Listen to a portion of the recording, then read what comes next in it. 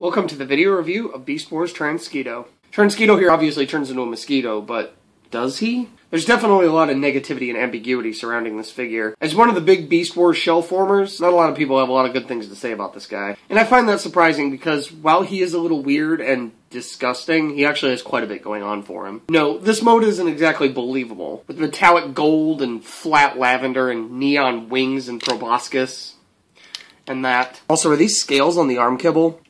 I understand how this figure comes off as a transforming version of a fly. But isn't that kind of the point? I don't think this guy would work if he wasn't disgusting. And while some may argue that he doesn't work now, I find him to be a very interesting specimen.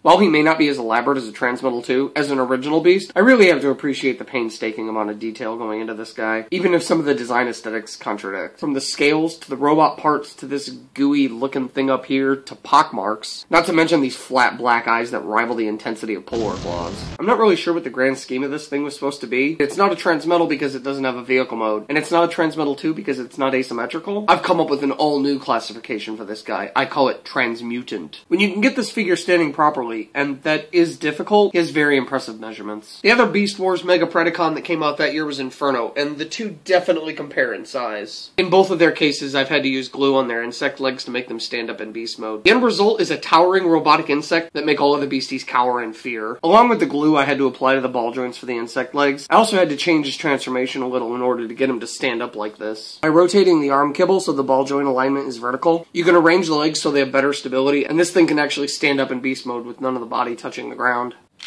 And his size makes it believable that he could swoop down and snatch up his food like a hawk. As a horrific beast mode, this thing definitely seems like a precursor to Scourge. The Dragon. And this one. This one. They both seem to have innumerable things in common. These two almost...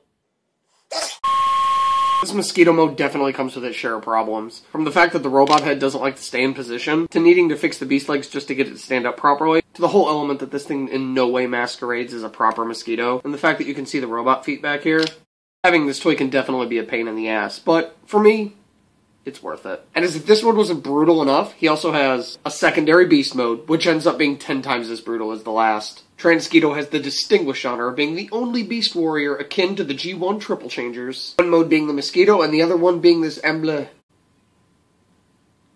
Alert, Ample Piggies, one of these.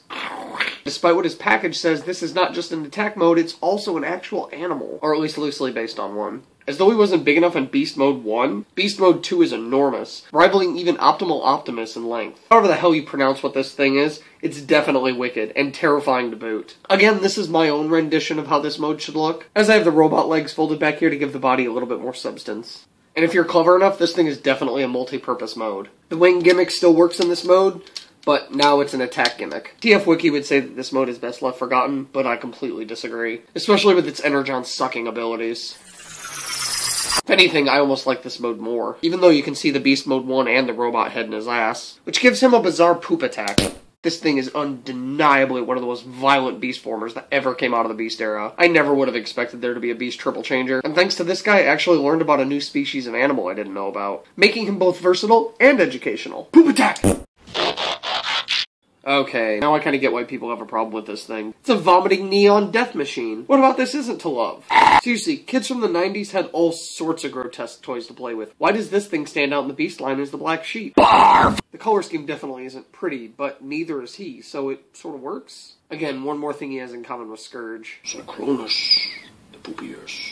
Between the arm kibble, wing gimmicks, vile but nonetheless effective color schemes, spring-loaded heads, and just downright terrifying-looking forms, these two come off as a match made in Silicone Valhalla. Transquito here definitely looks like the brain love child of an experiment implemented by both Scourge and Tarantulas, and as such his terrifying design is all the more appropriate. And like Scourge, the arm kibble can be arranged so it makes some sort of giant claw instead of being just, you know, useless. I love the way the spikes from his beast head make this sort of collar here, but I don't like that they prevent him from being able to turn his head properly. Once again, the matte black beast eyes just really look awesome on this figure, and while that takes away some of the cartoony appeal that other figures have, for this murderous behemoth it just seems to fit. He's a loathsome, offensive brute. Yet I can't look away. Given this thing's 3 modes, air, land, and robot, plus his multiple heads and just brutal design, I wouldn't be too put off if this was a reformatted version of Blitzwing. He's clearly a death-defying monstrosity, a blend of both Predator and Jeff Goldblum. He came to Earth, survived a dinosaur attack, and subsequently was turned into a mutant insect. Much like Polar Claw, this guy's definitely a balls-out berserker, making this guy one tough son of a bitch.